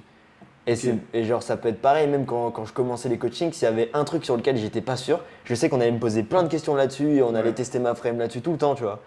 Et ou bien genre quelqu'un qui va, par exemple dans des calls, après c'est vrai que la chance que j'ai c'est que j'ai fait beaucoup de ventes, du coup je suis obligé de frame control, j'ai fait beaucoup de dates aussi, donc je suis obligé de frame control. Mais par exemple dans un appel de vente, où le mec il dit quel exemple est-ce que je peux donner où le mec essaie de récupérer la frame où il me dit ouais là c'est une technique de marketing ce que tu me dis là tu vois. Si je rentre dedans et que je me qualifie en mode ah non c'est pas ça c'est juste que blablabla je suis mort parce que je sais qu'il va appuyer là-dessus. Mais par contre si je dis non c'est vraiment important pour moi de le savoir, tu peux prendre ça comme une technique de marketing mais c'est important pour moi que je pose ces questions pour savoir avec qui je travaille. Et là, il me dit oui, non, mais tu poses trop de questions et tout, vas-y, dis-moi juste combien ça coûte. Je dis bah, c'est toi qui es venu me contacter parce que tu as besoin de moi, tu as besoin de mes services. Si tu as besoin de mes services, il faut qu'on discute, il faut que je te pose des questions pour en savoir plus sur ta situation. Si tu estimes que c'est des techniques de marketing et que ça va pas t'aider dans le cadre de notre accord, on peut mettre fin à l'appel maintenant. Ouais. Et là, d'un coup, le mec, il revient dans le truc, ah c'est bon, désolé et tout, et il revient dedans. Mais pour avoir ces compétences de reframe, déjà, il faut avoir la conviction. Et aussi, il faut vivre plein de fois des moments où tu te fais marcher dessus. Ouais. Genre, le truc le plus typique que j'ai vécu, c'est quand je faisais du porte-à-porte et les gens me disaient « Ouais, t'inquiète, t'inquiète, je le fais. Genre, je vais y réfléchir là, je vais le faire direct après. » Ou tu l'as vécu avec des calls aussi. « Ouais, t'inquiète, là, après le call, dans 5 minutes, je le fais. Bon, Direct, je le fais, t'inquiète. » Et une fois, deux fois, trois fois, tu te fais ken, je dis « Non, il n'y a plus de ça. Non, c'est maintenant ou c'est fini. » C'est fou, il y avait un mec pendant un call, genre il faisait que de rigoler tout ça. Et moi je lui fais écoute Jean Gabin, là, tu vas arrêter de rigoler tout de suite parce que là c'est pas un call rigolo, tu vois. On est là pour parler de ta vie, mec, c'est sérieux. Ouais. Et il a fait ah ok. Genre il a arrêté de rigoler. Et c'est. Attention, je dis pas ça pour me vanter, mais il faut toujours recadrer les choses. Mais moi, je me suis fait marcher dessus aussi pas mal de fois, tu vois. Et c'est trop important. c'est Et vraiment et intéressant. c'est dommage que les gens ils trouvent que la vente c'est un métier, enfin genre que ce métier soit ultra sous-coté et tout, parce que les compétences que tu apprends, elles sont incroyables dans la vie. Genre ça te fait tellement step up sur tout. C'est un métier qui paraît ingrat comme ça, De ouf. mais quand tu vois les choses professionnellement et tu dis ok, mon job c'est de faire avancer la vente, mon job c'est de faire en sorte que la personne elle m'aime bien, mon job c'est de faire en sorte que la personne elle achète là maintenant de suite, bah si tu arrives à faire ça, les meilleurs communicateurs du monde, Communicateur, ouais. pour moi c'est ceux qui font de la vente. Hein. Genre les mecs qui ont passé genre 10 000 heures à vendre des voitures par exemple, t'es sûr que le gars dans n'importe quelle conversation, gros, il est sharp, tu vois. Ah, c'est clair, t'as raison. Et je pense que les mecs aussi qui font face à des situations assez cocasses, par exemple dans le tourisme, je fais référence un peu à mon histoire et à celle d'Arthur Ouais. aussi, le fait de gérer des groupes de personnes, les cadrer, Ouais. c'est giga dur. C'est giga dur et plusieurs fois je me suis fait marcher dessus, enfin ils ont essayé de me faire marcher dessus. Je me souviens, il y avait un jeune, genre il monte dans le bateau et il commence à s'amuser à faire des marches arrière et tout. Je lui fais, hé frérot, tu fais quoi là? Et je regarde dans les yeux, je fais, tu fais quoi? Enfin, j'attends comme ça, et il arrête, tu vois, il faut juste garder le contrôle, tu vois, la frame. C'est vraiment ça là. D'ailleurs ton père il est très chaud là-dessus. Ah ouais. Et genre, comment? Genre, t'as une anecdote? Bah, j'ai mangé avec, Ouais. avec ton père. Merci pour l'invitation si tu regardes cette vidéo. C'était très agréable. Mais non, mais même il racontait l'histoire, tu vois, du mec qui était chelou. Tu sais, genre en gros, il est moniteur d'auto-école, ton père. Ah oui, oui. Et il y a un mec qui faisait que freiner brusquement et tout. Ah, j'ai pas entendu ça. Et à un moment donné, ton père, ça l'a saoulé, donc il a freiné ultra brusquement pour lui montrer ce que ça faisait. Ouais. Et le gars, il lui a fait. Il lui a dit hey, tu fais quoi, mon gars là? Eh garçon, Eh garçon, tu ouais, fais eh quoi, garçon. là Et ton père, il a pété un plomb. Ah ouais? Il a dit c'est qui que tu parles comme ça là? Tu descends, tu descends. Oh. Et genre, il a fait descendre la voiture. Ah, juste beaucoup. Et le mec, c'était en milieu pleine de- campagne, Ouais, tu vois. c'était en pleine campagne. Et il lui dit mais je fais comment pour rentrer? Il dit bah t'appelles ta mère, tu te démerdes, mais tu descends là. Wow. Et du coup, il a fait descendre et il est parti. Ah, mon daron, j'ai kiffé là. Mais ce que je kiffe avec lui, c'est que genre, tu sens qu'il n'a pas besoin d'essayer de se faire respecter, simplement. En fait, en gros, c'est ça à la base, c'est que si quelqu'un se respecte, tu sens qu'il se respecte, genre, tu vas pas essayer de lui manquer de respect naturellement. Et genre, ça se voit que il sait ce qu'il représente, il sait qui il est, il s'en bat les steaks de la validation des gens, il se respecte, donc C'est vrai. du coup, t'as pas l'idée de lui manquer de respect vient même pas à l'esprit, tu vois. Genre, quand il parle, tu l'écoutes. Ouais, Ton daron, genre. Ouais, c'est vrai. C'est vrai, c'est vrai. Après, il a 69 piges. Hein, genre, Ouais, il a de la bouteille, de la bah bouteille. oui. C'est normal aussi. Hein. On a beaucoup à apprendre de ces gens-là, ouais. Ouais, c'est clair. Ouais. C'est presque 70 ans, on s'en rend pas compte. Hein, mais... T'imagines le nombre de conversations qu'il a eu dans sa vie, le nombre Ouais. d'expériences où il a dû faire face à de l'adversité. Ouais, c'est clair. Le gars, il est à la fin du jeu, là. C'est ça, ouais, c'est ça. Ouais. Mais Andrew Tate, il disait. Ouais, je sors de. Andrew Tate, il disait aussi la sagesse, c'est pas forcément l'âge, mais c'est les expériences que tu as vécues. Ouais. Parce c'est que vrai. lui, il est sage, tu vois. Genre, Ouais. il en a vécu des expériences, tu vois. Même Bien s'il sûr. a combien 30, 40? Je sais pas quel âge il a. Je crois qu'il a 30, ouais, 30 et quelques. 30 ans, 34, mais je crois. tu vois, tu sens quand il parle, tu vois, il est sage, il a vécu des trucs. Il sait ce qu'il fait, quoi. Il sait ce qu'il fait, tu vois. Et je pense que c'est. Pour moi, il y a des vieux qui savent rien Bien sûr. et des jeunes qui ont vécu. Mais il y a quand même plein de plus de chances qu'un vieux sache des choses. Il y a choses. quand même plus de choses. En tout cas, je pense qu'un vieux a toujours des choses à t'apprendre. C'est sûr. Que ce soit du positif ou du négatif. Et puis par rapport à notre époque aussi, parce qu'un vieux, tu vois, par exemple, un vieux qui a 90 ans, c'est 90 ans aujourd'hui, ça veut dire que le mec, il Bah, avait, la même il chose, avait il allait 10 pas ans. regarder Barbie au cinéma. Voilà, il s'est pas habillé en rose et en tutu pour aller voir un film, tu vois. Si tu veux, les Allemands, ils étaient à la porte. Il a pas eu le même enfance. Ma grand-mère elle me racontait, genre, ouais, quand j'étais petite, on se cachait dans les. On se cachait dans les. Tu sais, dans la campagne, là, des. T'as les routes, t'as la route. Les fossés. Les fossés, ouais. On se cachait parce que les Allemands, ils chopaient les Juifs et tout, et nous, on se cachait, on regardait, genre, en train de les faire capturer, en train de les capturer et tout, il fallait rester calme. Parce que si on faisait du bruit, on se faisait choper, tu vois. Si à piailler, genre, j'aurais pas été là, tu vois. Ouais. Et forcément, À quel âge? un vieux, bah, je sais pas, il avait 8 ans, 5 ans. Non, mais genre. là. Là, 87, 88. Du coup, c'était la fin de la guerre. C'était, ouais, sûrement, la fin de la guerre. Mais elle a vécu toute la guerre, mais elle était très jeune, je crois, elle avait 5 ans. Elle a vécu toute la guerre. Mon grand-père était plus vieux, lui, il avait 10 ans. quand il était. Mais quand ça il a était pas à trop Paris. touché la Charente-Maritime, la guerre, non? Non, mais ils étaient à Paris. Oh. Ils étaient à Paris, à Saint-Même. Ils étaient à Saint-Même. En banlieue? C'est pas. C'est Seine-et-Marne. 77. Il n'y a pas de fossé. Ah oui, Mais, en banlieue. mais à l'époque, c'est la campagne, hein, gros.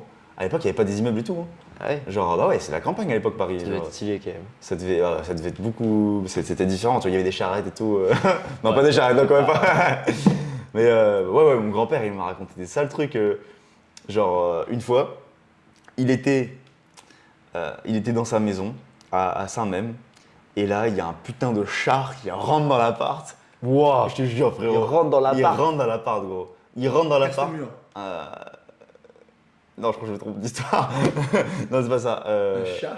Non, c'est pas un char. Ah non, c'est ça. Il y a les chars qui arrivent dans la ville, Ok. dans le village, et il y a un Allemand qui monte en haut. Il y a un Allemand qui monte en haut pour aller buter son grand-oncle, qui était chef de la résistance. Waouh. Ouais, chef de la résistance d'un quartier. Le grand-oncle de ton grand-père. Le grand-oncle de mon grand-père. Ok. Qui était, Wow, chef c'est de la le, frère- résistance le d'un frère, quartier. le frère de son père, tu vois. Et lui, le grand-oncle, il avait pété les rails d'un truc. Bon, bref, c'était assez stylé. Et du coup, ils étaient en haut de la maison, ils attendaient, et parce qu'il m'a raconté mon grand-père. Hein. Et genre, ils entendent l'Allemand qui rentre et qui marche les marches, tu vois, pour les choper son grand-oncle, tu vois. Je sais plus comment il s'appelait. Et genre, à ce moment précis, il y a les Américains qui ont débarqué. Et du coup, ils ont fait demi-tour. Genre, ils entendaient l'Allemand qui montait dans la maison, quoi. Pour buter. Pour buter, ouais. Pour buter. Je sais pas s'ils auraient buté tout le monde, tu vois, mais ils auraient sûrement buté le grand-oncle. Je sais pas si ça aurait eu un impact sur ma vie, tu vois, mais il y a les Américains qui sont arrivés au même moment, et du coup, ça a sauvé. Oh putain, t'imagines l'émotion que tu dois vivre quand les Américains arrivent. Tu dois tellement kiffer les États-Unis après. USA. Ouais, ils kiffent, hein, genre toute la famille de mon père, et qui vont tout le temps aux États-Unis et tout, ils kiffent. Ils kiffent les States. Ils kiffent les States. Donc tu vois, genre c'est vrai que les vieux, les très très vieux. C'est vrai qu'on est un peu odieux envers les États-Unis maintenant. Par rapport à ce qu'ils. Quand même, ils nous ont bien régalé pendant la guerre mondiale. Ouais, bah tout le monde, hein, genre les Anglais, les Russes. Je pense qu'on est plus odieux envers les Russes parce que c'est quand même eux qu'on fait, qui sont arrivés à l'Est, tu vois. Oui, mais ils ont fait ça, c'est pas pour nous qu'ils l'ont fait eux. Bah, Ils avaient pas le choix, non? ouais, bah oui, bah Hitler était rentré en guerre avec Ouais. Staline. Ouais, donc du coup, pour revenir aux vieux, du coup on les respecte plus parce qu'ils ont plus de vécu, tu vois. Ouais. Moi je pense que là, les jeunes d'aujourd'hui, là, qui ont 5 ans, 5-10 ans, qui sont sur TikTok, qui scrollent, dans 80 ans, qu'est-ce qu'ils vont raconter à leurs petits-enfants, tu vois. Qu'est-ce qu'ils vont raconter? Est-ce qu'ils seront aussi ancrés? Est-ce qu'ils Peut-être auront qu'il y aura aussi une autant- guerre, hein. Peut-être qu'il y aura une guerre, ouais, peut-être, ouais. Est-ce qu'ils auront autant de sagesse? Donc oui, je pense que les vieux ont plus de sagesse parce qu'ils ont vécu plus de choses, mais surtout parce que nos vieux ont vécu plus de choses par rapport aux vieux qu'on va avoir plus tard, avec nos enfants, les enfants qu'on a aujourd'hui là. Allez dans ce TikTok, frérot. Si tu veux, il y a 80 ans, les mecs ils se tiraient dessus dans la rue à côté. Ah, c'est ouf. Ouais. Il y a une mouche qui se balade depuis tout à l'heure, là, j'arrive Ouais, pas à elle a l'attraper. te coller le fond là. Ah ouais Non, ça devait. Vous transpirez beaucoup? Ah ouais, c'est fou, ouais. Ah bon démon. Putain, c'est. Toi, je pense que c'était le pire. Ah, c'était tellement drôle samedi quand t'es arrivé. Après avoir marché 30 minutes dans la chaleur. Mais à ce moment-là, et ça c'est stylé, ça ne me posait aucun problème. Il y avait pas, j'avais chaud, vraiment je transpirais de fou. Frérot, t'avais une Mais dans mes tête, mec. Dans mes vêtements, c'était. C'était luisant. C'était comme si j'avais pris une douche avec. J'étais collant, j'étais pas bien fatigué. On avait déjà dormi 2-3 heures, tu vois. Mais tout ça, ça ne me posait absolument aucun problème. Et je pense que c'est uniquement parce que la veille, on avait vécu vraiment la difficulté, tu vois. Dans une soirée difficile. Attends, c'était Vegas ou C'était c'était. Vegas. Ah, t'es allé chez Nabil après? Non, après, moi Non. j'étais revenu chez ton Antoine. ami, Je suis chez ton Antoine. pote. Et, Ah, c'est là que t'es revenu transpirant? Ouais. Oui. et Nabil, il m'a ouvert la porte. Ah, j'ai pas vu moi. Et Ah, gros, il genre, m'a j'ai vu ouvert la porte, traversée on du désert. on dirait un SDF qui. Ah, mais j'étais Il a pas pris de déboutonné. douche depuis une J'étais semaine, tu sale. vois. Il était tout luisant avec sa tête, crasseux. c'était comme ça va mec. Je viens de loin là. Wow, le Saint Vegas. Ouais, c'était marrant. D'ailleurs, moi je m'étais fait rejeter tellement de fois quand j'avais 16 ans là-bas. Première boîte où je suis allé, Sainte Vegas. J'ai voulu y retourner là avec Nabil et Thomas. Prends de la revanche. J'ai fait un peu moins rejeter. Un peu moins parce que la population est un peu bizarre. Oui, ça marche pas, ça rate. C'est mieux à Paris. Oh, c'est la campagne. C'est la campagne. Et on respecte la campagne, on aime la campagne et les vaches. Merci les vaches. C'est beau la campagne. Bon, Française. La campagne française, elle est magnifique. Ah ouais, on va en Dordogne. Est-ce qu'on va à Paris ce week-end ou pas? Ah putain, je prends un commitment, vous dites oui Faut que dans tu dises la oui devant vidéo. la caméra. Oui ou non? Non. Non. Toi? Bah, s'il dit non, je vais dire non. En vrai, je suis chaud. Moi, je suis chaud. Moi, dans tous les cas, j'y vais. Fais-moi un plan, chauffe-moi. On fait quoi à Paris? Pitch-moi. Mais moi, le projet d'aller à Paris, j'ai grave content des 2 derniers week-ends qu'on a passés ensemble, que ce soit le coaching à Nice ou là à Vegas. Ivre par les sentiments déjà. Et, il commence comme ça. et moi, je sais qu'après, vous avez beaucoup de taf, tu vois, et priorité au business. Oh, Mais empathie. je serais trop chaud de passer du temps, encore plus un dernier week-end avec vous, sachant qu'après, c'est septembre qui va arriver, et là, je sais qu'on va beaucoup moins partir ensemble et tout. Et là, c'est l'opportunité parce qu'il n'y a pas Abdel à Paris.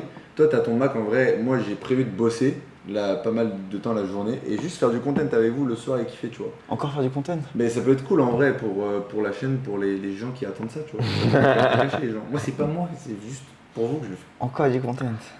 Pour vous et pour Mais les il pleut, non? gens. Et pas du tout. Alors là, et en plus, c'est à Paris, mec, il fait 25 maximum ce week-end. Quoi?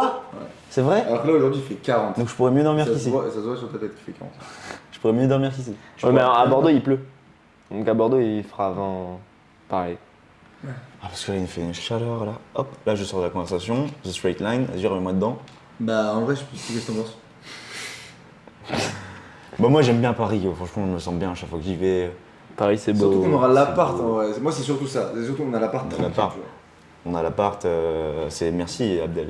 Franchement. Grave. On est sur des conversations perso. Ouais, bah, à voir. Je vais réfléchir. Mais c'est quoi? Dis-moi juste pourquoi t'as pas envie, genre. Parce que, genre, ça fait 3 La week-ends flemme. qu'on dort pas, là, j'en ai marre. Ah, t'es fatigué. Genre, j'ai pas pris un week-end pour me reposer. Donc là, si tu vas à Bordeaux, tu sors pas. Parce que j'ai l'impression que même si tu sors pas, tu vas te coucher à 2h. Oh, j'ai regardé l'attaque Titan. En fait, là, je sais que si je vais à Paris, on va game de fou, on va encore à 7h du mat, on va. On est pas obligé. Frère, à chaque fois, c'est comme ça, genre. On sait, on va Mais de développer. toute façon, dans tous les cas, que tu vas rester là, tu vas pas dormir. Moi, je te connais. Et en parlant de l'attaque des Titans, moi, j'adore regarder des trucs et faire des comparaisons avec le game. Et il y a un personnage dedans qui s'appelle Colonel Levi. Rivaille. Et c'est abusé, on en parle souvent avec Alan, à quel point il est non réactif, Ah ouais. émotionnellement, à quel point il est dans ce que tu disais, tu vois, genre peu importe ce qui va arriver, le seul truc sur lequel il va se focus, c'est pas genre en mode oh non putain c'est de la merde, c'est en mode ok qu'est-ce qu'on peut faire comme solution, qu'est-ce qu'on peut mettre en place Ouais, c'est ouf. pour faire en sorte que ça marche et amener la situation là où on veut, tu vois. Ouais, c'est clair. Et c'est impressionnant. Et en plus il est beau gosse, tu vois, donc ça fait un délire. Il est trop stylé ce personnage. Il est trop stylé. Mais après, c'est facile pour lui parce qu'il est hyper fort. Ouais. Écoute, tout le monde ne peut pas faire ça. Il faut d'abord avoir la compétence. La valeur. Le gars, tu lui mets 10 titans, il est déglingue en 2-2. Et j'allais vous vrai. demander, genre, est-ce qu'avec les meufs, parce que en vrai je trouve qu'il est même apathique un peu, tu vois, genre il a Un peu indifférent, ouais. très indifférent. Ouais, Et je Faut me pas dis, être indifférent. Ouais, est-ce non. qu'avec les meufs ça. Ça peut en se dire quelques-unes, je pense. Ouais, je pense Levi, ouais, il doit choper. Ah hein. oui, il doit pécho. Hein. Ouais. Parce qu'il a de la valeur, mais le fait d'être indifférent, ça va pas choper toutes les meufs. Tu vois. Ok. Mais il est dans son purpose, tu vois. Genre, Ouais, il- Bah il ouais, est c'est à ça. fond dans son délire. tu vois. En fait, il est pas indifférent. Genre, l'intention, elle est bonne. Genre, en gros, il s'en bat les steaks de plein de choses, mais il va être concentré sur le plus important. Le problème avec l'indifférence, c'est les gens qui font ça par peur, tu vois. Parce qu'ils n'ont pas le choix. Genre. Par exemple, quelqu'un qui va se laisser pousser la barbe en mode dégueulasse, les Ah cheveux oui. en mode dégueulasse, qui va s'habiller mal et qui va dire de toute façon je m'en fous du regard des gens. C'est simplement parce qu'il a peur que s'il s'habillait bien et qu'il faisait un effort sur sa coupe et tout, il a peur d'avoir des critiques. Et donc du coup, il préfère ne pas se confronter à ces critiques et dire oui, de toute façon moi je m'en fous. Comme les gens avec les meufs, hein. Oui moi je m'en fous des meufs, je vais jamais aller aborder une fille dans la rue, t'es malade toi. Parce qu'il a peur. Putain, je relate tellement avec ça parce que quand j'étais petit, je faisais pas de coupe de cheveux. Et je disais, je pense que j'avais juste peur des critiques. Juste C'est peur. sûr, c'est obligé. Ouais, Et je, tu c'est disais tout le quoi, temps genre, ça. non, je m'en fous. je disais rien, je pense. Ça m'a toujours saoulé les gens qui disent oui moi je m'en fous. C'est qui font les choses comme ça genre sans passion, de façon apathique et qui sont convaincus de leur truc. Et en plus, ils vont avoir tendance à te regarder de haut, genre comme si eux ils étaient plus ils avaient réussi mieux que toi parce qu'ils s'en battaient les couilles de ça alors que c'est juste une illusion, tu vois. Moi, aborder une fille dans la rue, tu pris pour qui, toi? Bah, je vais sur Tinder. Arrête. Arrête. Ouais, non, c'est nul. Il faut s'en rendre compte. Et je sais qu'il y a des choses sur lesquelles moi-même, je suis comme ça, tu vois. Je me dis, ouais, de toute façon, je m'en fous. Et après, quelques années plus tard, je me dis, si j'avais travaillé sur ça, peut-être que ça aurait été bien. C'est clair. Comme le physique, par exemple, tu vois. Pendant longtemps, j'ai fait, de toute façon, je m'en fous, j'ai du game. Et à un moment donné, j'ai fait, oh, c'est relou, là, faut faire quelque chose quand même. C'est clair. Physique, c'est important aussi. C'est important de prendre soin de son corps pour se sentir mieux. Même pour la confiance en soi. Hein. Le fait de faire la muscu, tu te dis, tiens, je suis capable de soulever lourd, de progresser. Le fait d'être discipliné, franchement, moi, ça m'a énormément apporté la muscu. Ouais. Énormément apporté. Puis aussi, c'est plus agréable quand tu vas ton t-shirt et que la fille fait oh. Bah, la confiance en toi que tu vas avoir en regardant ton corps nu devant la glace, elle a rien à voir avec tout ce que tu peux obtenir en achetant des choses, tu vois. Parce que là, c'est toi, tu l'as mérité. C'est ça. À 20 ans, tu as le corps que tu Hérite. et à 30, tu as le corps que tu mérites. Oh, stylé. Ouais, c'est clair. En fait, c'est inacceptable d'avoir un corps de lâche à 30 ans. Je pense. Moi, dans mon point de vue. En fait, j'ai pas envie que mon gosse se dise ouah, franchement, le corps de mon daron, c'est chaud, tu vois. J'ai pas envie qu'à la plage, ils se disent ouah, ça, c'est mon daron, ça. Ouais. Putain, je préfère le daron de Thomas. C'est clair, je suis d'accord avec toi. Donc je pense que je vais jamais arrêter la muscu. Ah ouais. Jamais. Peut-être que je ferai moins d'entraînement, je me Ouais. maintiendrai, genre peut-être deux entraînements par semaine, tu vois, mais j'arrêterai jamais la muscu. Je me vois pas aucun scénario où j'arrêterai le sport. Y'a pas un autre sport qui te ferait kiffer, toi? Le rugby. Je kifferais le rugby, moi. Rugby, j'y ai pensé à le faire. Le handball, j'aimais bien en faire à la fac. Ouais. J'aimais bien le handball, c'était cool se jeter en l'air comme ça, comme dans un film. C'était trop cool. J'aimais bien le karaté. Vraiment, le karaté, c'était cool. Ouais, le t'as fait. passé plusieurs dames, toi. Non, pas comme ça. des petites ceintures. Petite ceinture, ouais, je suis ceinture verte. J'ai kiffé y aller. Ton père, il est ceinture noire? Mon père est ceinture marron. Il a toujours eu la flemme de passer la ceinture noire. C'est dommage. Ouais, à chaque fois on m'a dit c'est dommage, je dis oh, j'ai la flemme. Mais oui, j'ai fait du karaté avec mon daron, ouais. C'est lui qui m'a dit viens faire du karaté et tout avec moi. Et moi je dis non, c'est nul. Tu t'allais avec lui à l'entraînement? Ouais, j'allais avec, c'est j'allais avec mon marrant, daron à l'entraînement. Ouais. Il devait kiffer. Ah, il kiffait, ouais. Il kiffait. On se tapait. C'était cool. On faisait des prises et tout. Moi, j'ai kiffé le judo. Les arts martiaux, c'est vraiment bien. Moi, je pense que clairement, un enfant, avant 14 ans, il apprend tellement de choses. Moi, mes gosses, je pense que je leur apprendrai plusieurs langues. Ils feront du sport, un sport de combat. C'est de la dictature à la maison. T'apprends ton allemand maintenant. Ouais, genre langue, muscu et sport de combat, genre art martial, parce que ça prend tellement de la vie. Pas vous? Bah moi je suis d'accord et moi je trouve que c'est dommage. En fait il faut pas juste lui faire un sport de combat et être en mode ouais, vas-y. Genre il faut lui expliquer les choses, il faut lui expliquer la compétition, il faut lui expliquer la combativité. Moi je trouve ça dommage que mon père il ait pas pris le temps de m'expliquer tout ça, tu vois. Genre je sais que j'étais frustré parce que quand j'étais petit je jouais au foot en club et j'étais nul. En vrai dans la cour de récré au foot j'étais pas si mauvais que ça parce que j'étais avec mes potes et tout du coup ça allait. Mais quand je jouais en club, j'étais nul à chier parce que j'étais terrorisé par l'aspect compétitif, par le fait que les mecs dans l'équipe ils se connaissaient plus longtemps que moi et tout. Et mon père il m'expliquait pas, genre ouais, faut. Genre perdre c'est nul, tu vois. Genre il y a trop ce truc dans la société où on se dit oui, non, mais on va même donner des médailles au dernier, tu vois. Genre il faut, Gary Vee il en parle, tu vois. Il faut que ton gosse, s'il est dernier, il chiale, tu vois. Genre je préfère que mon gosse il chiale s'il est dernier, s'il perd. Et qu'ils disent putain ça c'est nul de perdre, j'ai envie de gagner. Et je vais pas lui dire non t'inquiète c'est pas grave, non t'as perdu, t'as été nul. Viens on va trouver des solutions, on va faire en sorte que tu gagnes tu vois. Oh là. Moi il y a un truc que je vous ai jamais dit, et attention j'ai vraiment une éducation incroyable, hein. Mais genre quand j'étais petit, mes parents ils m'ont donné la chance de faire tout ce que je voulais en termes de sport. Ça veut dire que j'ai fait de l'escrime, du rugby, j'ai fait du foot, j'ai fait de la Du rugby, toi ? Ouais, j'ai fait du rugby. J'ai fait du judo, j'ai fait du bad. T'as fait du basket J'ai fait aussi. du basket. J'ai fait, je pense, j'ai dû faire 7-8 sports. Oh, tu c'est vois. trop bien. Mais très rapidement, tu vois. Et tous les sports que je vous raconte là, j'ai pas tenu un an. Attention, genre je faisais 1 mois, 2 mois, 3 mois maximum. Et après, j'allais voir mes parents en pleurant. Je disais, je vais arrêter, j'aime pas, j'aime pas. Et mon père et ma mère, ils me disaient toujours, en vrai, si t'aimes pas, arrête. Tu vois. Et un jour, ma mère, elle en a eu marre, tu vois. Parce que mon père, lui, il disait oui et tout. ma mère, elle en a eu marre, elle a dit, mais non, on a payé, tu vas jusqu'au bout maintenant et t'arrêtes tes conneries, tu vois. Et un jour, ma mère, elle est venue me voir à un match de rugby. Et c'est elle-même qui m'a désinscrit. Parce que t'es trop nul. Parce que j'étais trop naze et genre, j'osais même pas prendre la balle. Et dès que j'avais la balle, je faisais rien. Et j'étais nul, tu vois. Au basket, un jour, je sais plus si j'avais raconté Ouais, ça. voilà. Au basket, un jour, genre, j'étais tétanisé, terrorisé vraiment. Et le coach, il m'emmenait toujours faire des matchs, tu vois. Et moi, je comprenais pas parce que Parce que j'étais t'étais grand, en fait. nul. Et je voulais pas parce que j'avais peur en plus, tu vois. C'est parce que t'étais grand, juste. Et je pense que c'est parce que j'étais un bon ailier, tu vois, c'est tout. Et il m'emmenait à chaque fois, tu vois, c'était horrible. Dès que je mettais le maillot dans le vestiaire, j'avais la boule au ventre. Je voulais Les gars pas avaient aller pas envie chercher d'être un là. dernier et tout, je prenais mon temps. Je prenais zéro plaisir. Mais mec, c'était horrible, gros. Et genre, j'étais toujours du coup sur le banc, tu vois, et j'espérais qu'une chose, c'est que ça se passe vite, tu vois. Et à un moment, vers la fin, il m'appelle. Il me dit, vas-y Thomas, rentre. Et en plus, c'était très brutal, tu vois. Et moi, j'étais en mode, ok et tout, j'y vais. Et du coup, j'attends comme ça, et mon gars, il me check. J'y vais. Première chose qui se passe, on fait la passe. Écoute-moi bien, on fait la passe. Et genre, tout le monde est là-bas. Tout le monde est là-bas. oh non. Mec, on fait la passe, je récupère la balle, je me retourne, je dribble comme ça. Et mec, j'étais tout seul au panier. Il n'y avait aucun défenseur. J'ai l'impression que le temps était long. Genre ça durait 2 secondes, mais genre tout le monde me regardait comme ça, gros.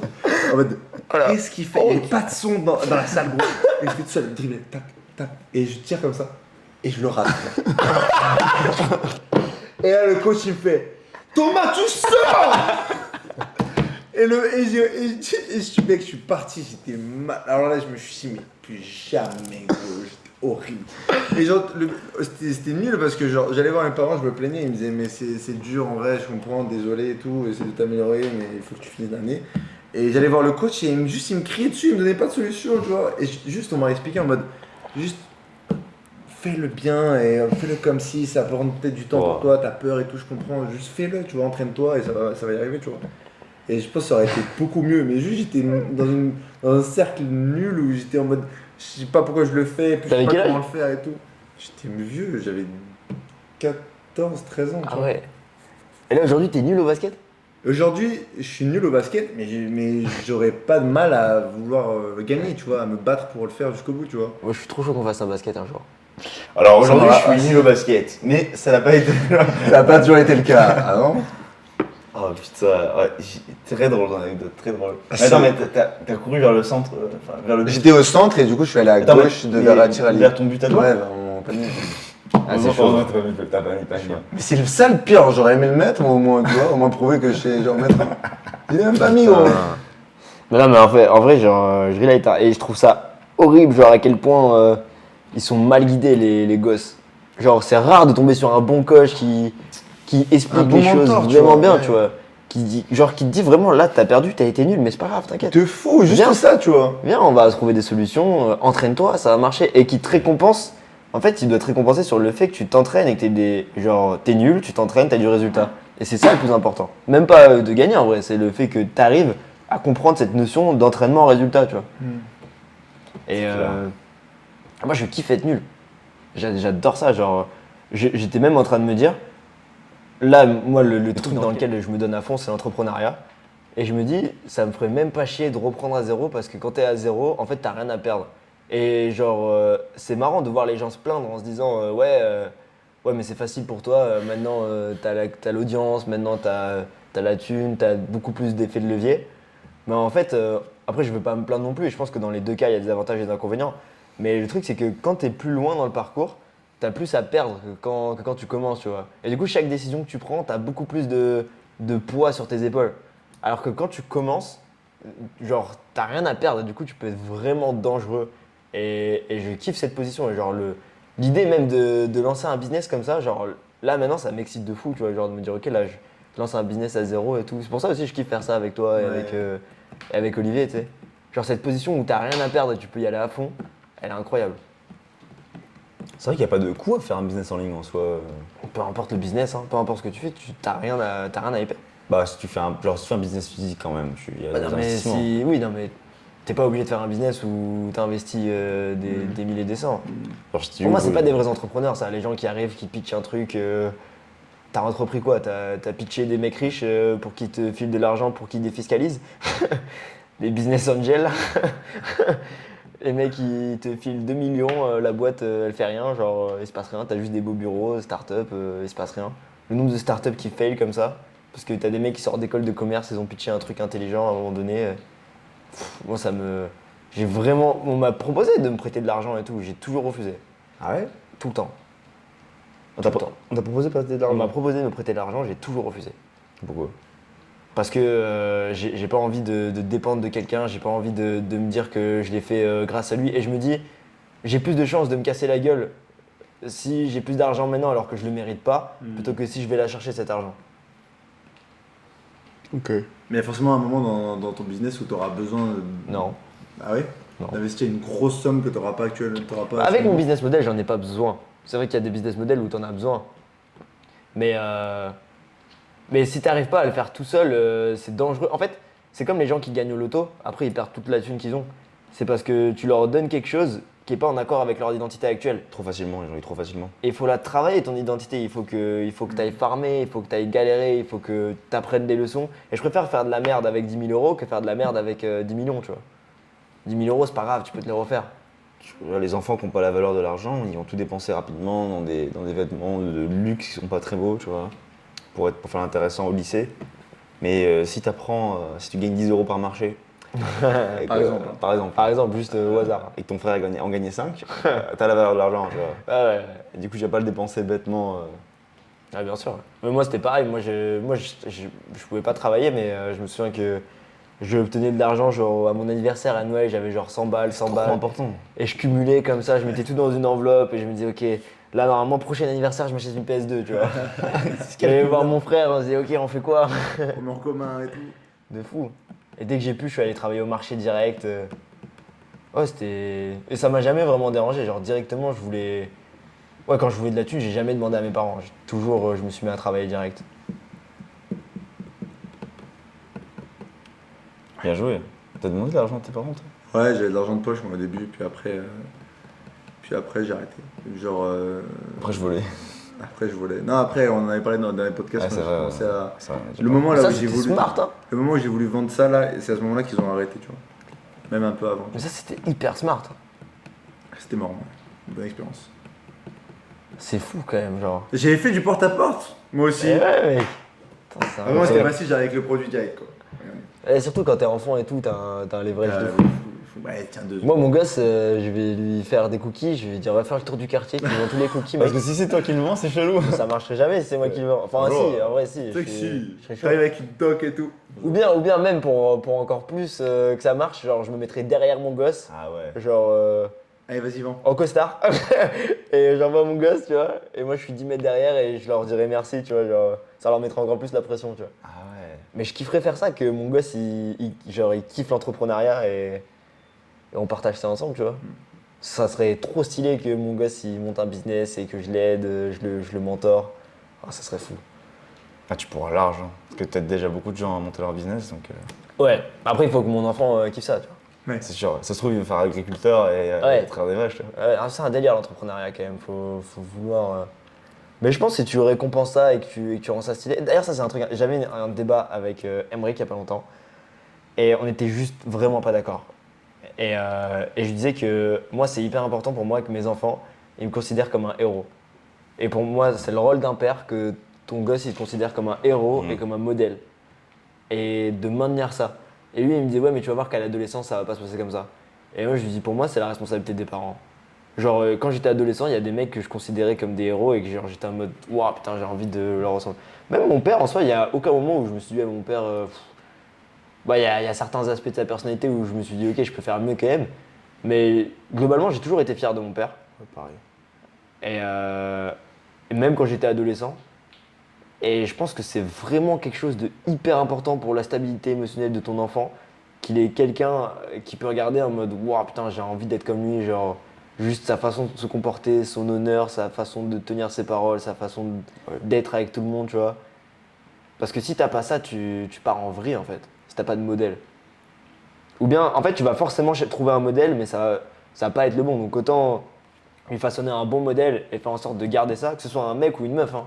C'est hyper important. Je pense que la mère, son rôle, c'est de lui donner autant d'amour que possible et de lui montrer comment donner de l'amour aux gens.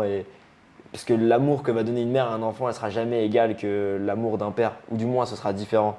Et le rôle du père, c'est pas de passer énormément de temps avec son gosse, mais quand il est là, genre que son Présent, gosse il 100%. dise waouh, ça c'est mon père ça, et qu'il soit vraiment fier de toi. Ouais, c'est clair, ouais. Après, beaucoup de gens vont critiquer ce que tu dis, hein, évidemment. Oui, le papa, il peut pas donner de l'amour, la mère, elle peut aussi être la héroïne et tout ça. Bah ça se peut. Ça se peut. Ça se peut que dans le couple, la mère soit plus masculine que le père. Je pense que Moi, c'était comme ça. Hein. ouais. Moi, c'était ça. Et c'est pas grave, c'est pas grave. Mais moi, je sais que j'aurais plus le rôle. Je suis entrepreneur et tout. Ouais. J'aurais forcément plus le rôle masculin. Et mais c'est vraiment un truc où faut être vigilant quoi. Tu peux pas être dans une situation où ton enfant est pas fier de toi. Sachant que c'est toi qui avais dit que 99% des gens qui ont du succès traînent avec des gens Exact. qui ont Une du succès étude aussi. d'Harvard sur 25 ans, sur je sais pas combien de personnes, mais une grosse quantité. Ils les ont suivis et ceux qui avaient le plus de succès, ou ceux qui en avaient le moins, 99% des cas, c'était juste dû à leur environnement, les gens qui côtoyaient le plus. Ah, c'est connu ça. Ouais. C'est fou. Ça veut dire que ton père, tu le côtoies pendant 20 ans, genre. Donc du coup, si c'est une merde... Mais surtout que ton père, genre même là, notre façon de se comporter, je suis sûr que la position que j'ai actuellement, ça vient de mon père. Mais des fois, je me dis, putain, je suis comme mon père, là. Mais Genre, c'est sûr. Mais c'est obligé parce que Quand je me tiens... quand on est petit, on fait des repas, genre, on regarde tout le temps nos darons, tu vois.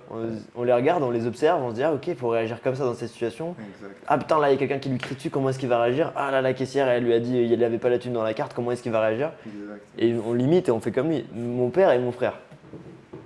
Genre tout le temps. Même quand je sortais, je me souviens, je sortais jouer au foot avec mon frère.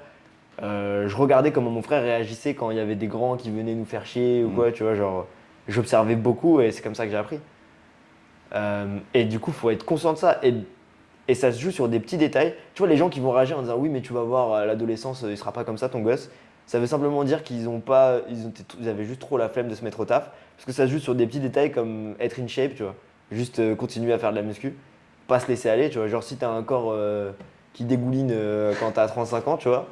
Que t'es là, t'arrives le soir, tu prends une bière, tu te mets devant la télé, bah ton gosse il va. Enfin, c'est normal qu'à l'adolescence, il se dise ouais, je veux pas respecter mon père, regarde. Quelle image Exactement.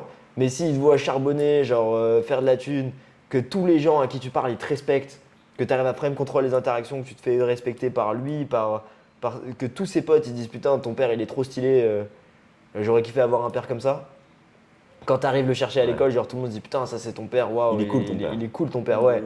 Ça, Ben, si t'as ça, évidemment qu'il va vouloir être comme toi et qu'il va t'imiter encore plus. Ouais, c'est clair. En vrai, quand tu dis ça, ça me fait penser à Grant Cardone et sa fille. Ouais, Qui avait fait un TEDx. ça magnifique. Non, ou Plusieurs conférences, mais conférences. devant beaucoup de À monde. l'âge de quoi, 7 ans, 8 ans. Tu m'avais montré ça, une gaming qui fait... Ouais. La meuf, elle a 6 ans, gros. Non, elle avait 8 ans, je crois, quand elle le faisait. C'est Elle est devant une foule de 5000 personnes, des entrepreneurs qui pèsent de fou. Et là, gros, elle fait son speech, elle donne des conseils de motivation et tout, Incroyable. de discipline. Ce qui prouve que c'est l'éducation qui fait tout. hein. Ouais, mais lui, il est. Genre, justement, ce qu'il disait, il y avait plein de shorts sur ça et tout. Genre, il explique qu'il les envoie pas à l'école. Genre, il a des professeurs juste pour elle. Genre, il est self-school, je crois que ça s'appelle, genre homeschool. Et il est ultra vigilant sur le conditionnement qu'elles ont et tout. Et il leur apprend depuis qu'elles sont toutes petites que parler aux étrangers, c'est quelque chose de bien. Et que c'est les étrangers qui vont leur apporter le plus de bénéfices dans leur vie. Et qu'il faut toujours qu'ils se sentent en sécurité à parler à des étrangers. Wow. Et il les met, depuis qu'ils sont tout petits, il les met dans des environnements où elles vont networker avec des gens, où elles se sentent en sécurité. En gros, il va aller avec elles, il va dire ouais là je te présente le truc, vas-y dis-lui bonjour. Et il va les forcer, genre dis-lui bonjour, parle avec lui. Quand tu parles avec lui, tu souris, tu retiens son prénom, genre il lui apprend les techniques de communication de base, tu vois. Wow. Et c'est des monstres, c'est des machines. Et ça va être des super humains. J'ai l'impression que ça va être des super humains. Non tu sais, mais gros, là la plus grande, elle a 14 ans et gros, quand elle parle, genre en public speaking, c'est incroyable. Elle est tellement confiante, il y a zéro, tu sens qu'il n'y a pas de conditionnement social, elle s'en fout. Elles ont une estime d'elle énorme. Même genre, il prend sa fille de 12 ans, il lui fait faire des cold calls. Genre, il lui fait appeler des... Je crois que je l'ai vu ça. Ouais, genre il appelle quelqu'un qui a pas pris la conférence, il fait salut, c'est Sabrina, la fille de Grant Cardone, je t'appelle pour savoir pourquoi t'as pas pris un ticket pour rejoindre la conférence. Wow. Et le mec il dit ah parce que j'ai pas fait le live, il fait bah on peut le faire maintenant. Et le mec il le fait. Wow. Et son père il lui explique ok ouais c'est bien, tac la prochaine fois tu lui parles comme ça, là t'aurais fait tant d'euros de commission et Comment tout. tu vois ça? C'est des vlogs? un short, Tu vas ça, sur je son Insta gros, tu vois tout ça. Il a une chaîne YouTube aussi. Alors c'est trop stylé. Ah, j'ai envie de faire pareil avec mes gosses. Ah mais c'est sûr, j'en préparais, je leur apprendrai. Du coup, faut qu'on devienne des machines. Ah bah nous-mêmes par contre faut de machines. Ouais. Bah oui. Pas... Bien sûr. Mais c'est comme le fils d'Owen Cook. Ouais. RSD Tyler là. Il fait faire des conférences aussi. RSD Tyler, Oui. Owen Cook. Owen Cook. il a un fils lui. Il en a 3. 3. Et vous les avez vus? Oui, mais ils sont roux, ils sont petits. Non, ils sont blonds. Ah blond, ouais, ok. Et, et genre, il fait des conférences le gamin. Il fait. Il en a un qui Dream. est, il en a un qui est autiste Asperger. Ah. Il le met sur scène des fois. Et il en a un autre, il s'appelle Dylan et il est tout le temps en state. Il est tout le temps en state, c'est abusé. Et genre il dit qu'il s'est jamais trigger devant lui. Et il lui donne une éducation genre méga.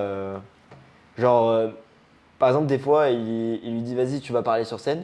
Et son fils il lui dit non mais là je suis fatigué et tout. Et il hésite en mode est-ce que je lui dis vas-y des fois même quand t'es fatigué faut le faire. Ou bien je me dis bon mais c'est un gosse, je vais pas pousser non plus. Et du coup il lui dit de le faire quand même. Et il dit franchement je comprends c'est dur et tout mais il faut le faire, tu vas le faire, ça va bien se passer et tout ça. Et du coup il le fait. Et c'est ouf, genre le mec il a 13 ans, il est trop en state tout le temps ultra présent. Mais t'imagines avec les gonzesses comment il va être fort? Mais déjà il look des meufs, alors qu'il a 13 ans. C'est abusé, le mec a 18 piges là. Mais c'est illégal. Il part avec une longueur d'avance frérot sur les autres. Eh mais Ça gamin devrait être frérot, illégal. là mon frère il va avoir, d'ailleurs Ah, il va le former de fou. il y a la meuf de mon frère, je vais pas dire son prénom, mais elle regarde toutes ses vidéos. Ah. Elle regarde tout.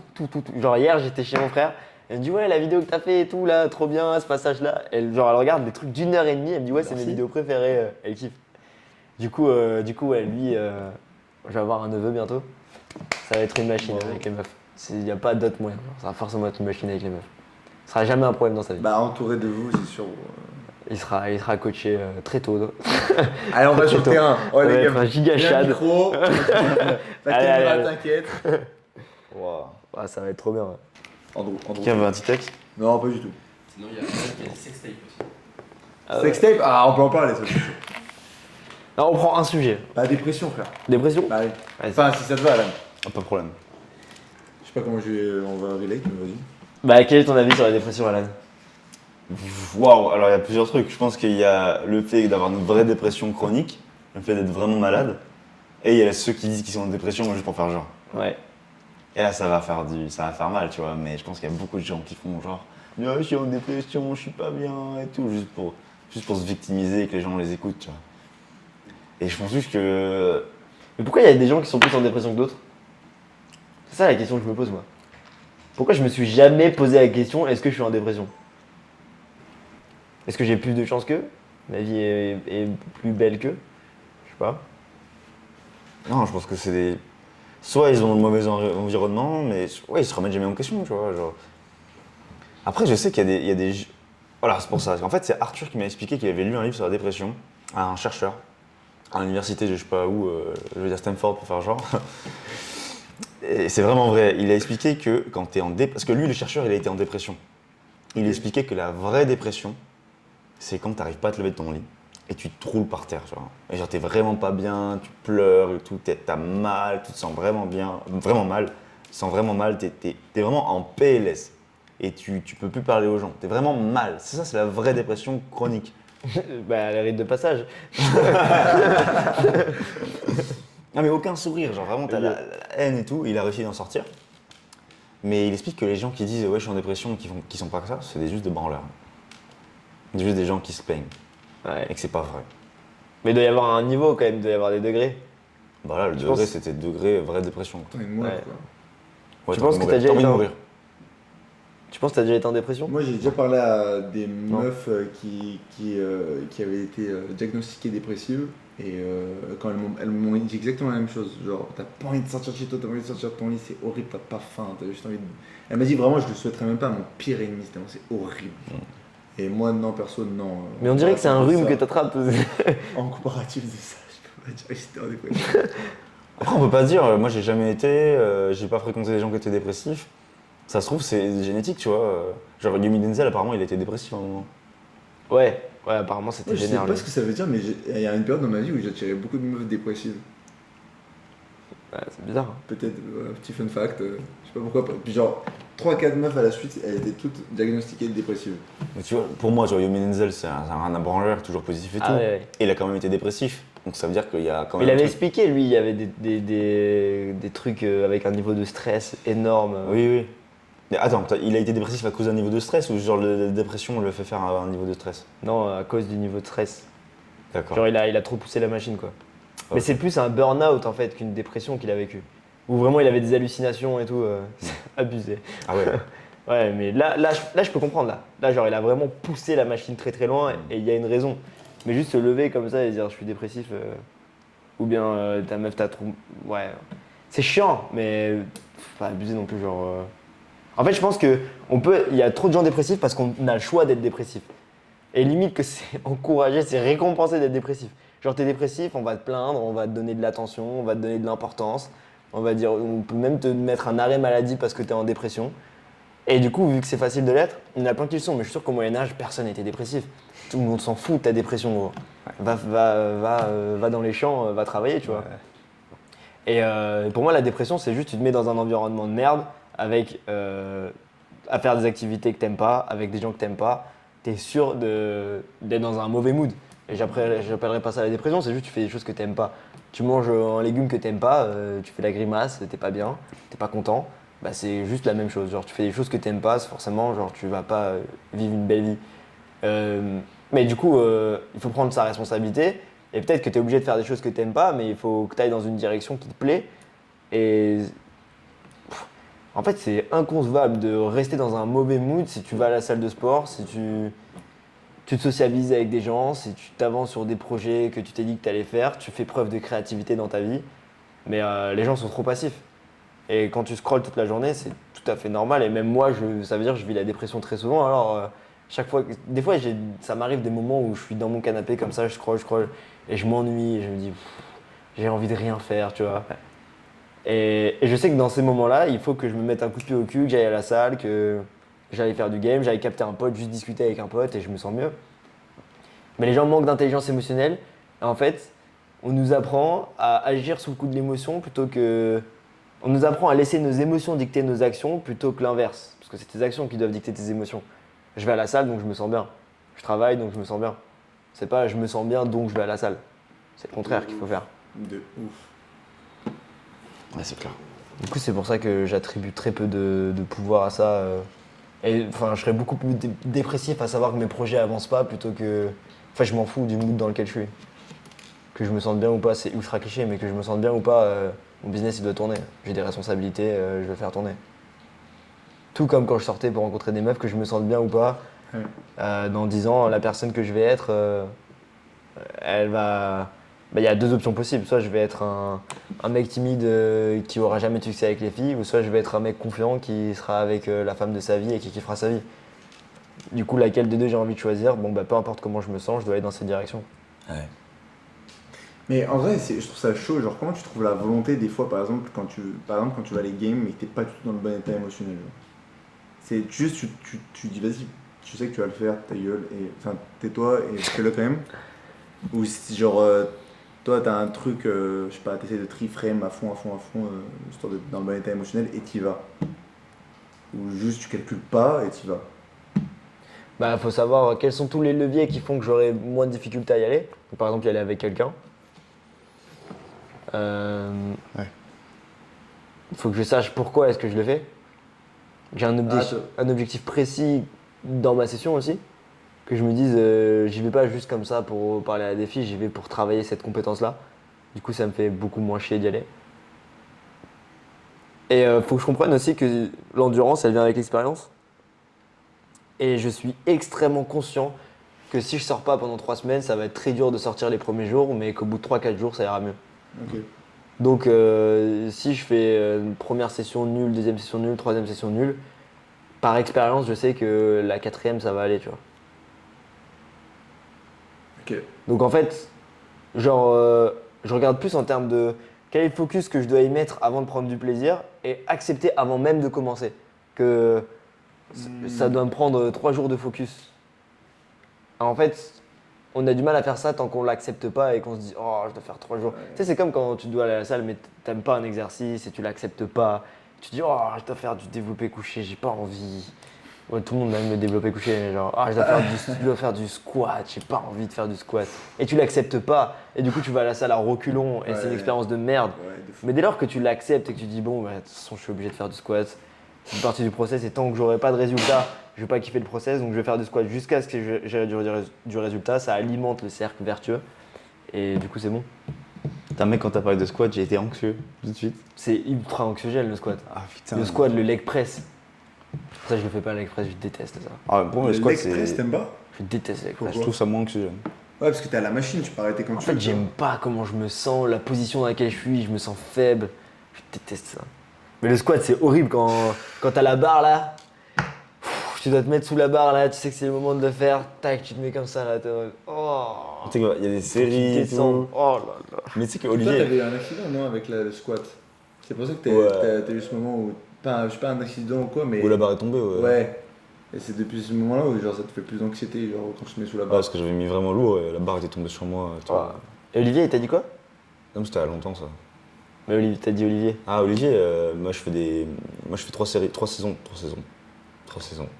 Je fais 3 séances par semaine et je fais que des max en fait. Que des AMRAP. Oh. As many reps as possible. La dernière avec Thomas. là. En squat, c'est. C'est horrible. Quand je sens que je dois faire un max, là, je dois faire un max de reps là. C'est Tu sais, quand tu sens qu'il y a tous tes muscles qui sont contractés. Sur le terre aussi là. Ah Je mets l'attaque des titans dans la musique dans la tête, tu vois. Oh là là, ouais, non, c'est dur. Mais c'est beau. Mais oui. Le AMRAP là, le max rep, c'est vraiment pour moi, c'est vraiment psychologique. Genre. Tu peux vraiment faire beaucoup plus que ce que tu penses faire à chaque fois. Genre. Je pense qu'à chaque fois, je peux faire un peu plus. Ouais. Je pense moi le meilleur moment pour s'arrêter en max, c'est quand ton pote il commence à soulever la barre, tu vois. Ouais. Genre là, tu sais que c'est bon, t'as Ça rien dépend envie. ce que tu fais, parce que tu peux niquer ton système nerveux si tu fais ça. Ah ouais. Si tu vas à l'échec à chaque fois, tu. Bah après c'est le programme. C'est le programme de faire Ouais. jusqu'à l'échec. Bah après, c'est différent de calculer l'échec que d'aller à l'échec.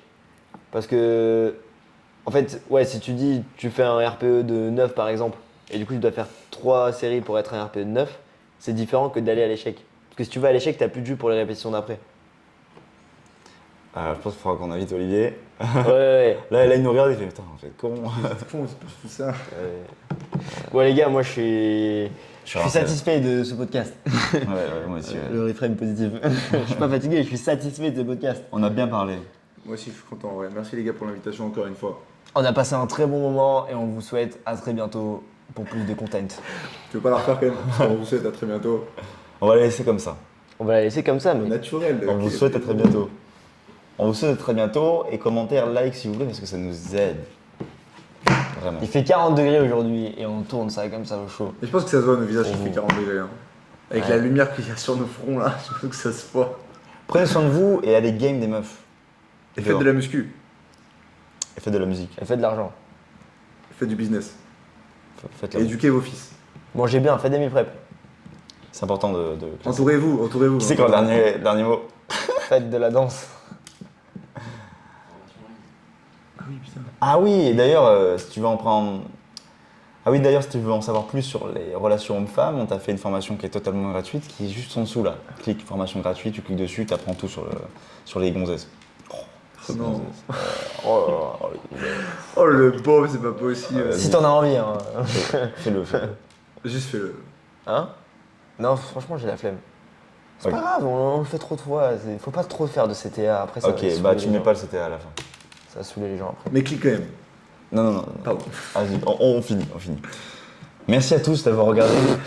Ah, c'est la meilleure outro, je la kiffe. Ah, j'ai envie de la voir comme ça, moi. Sans coupe. Ciao. Allez, goodbye.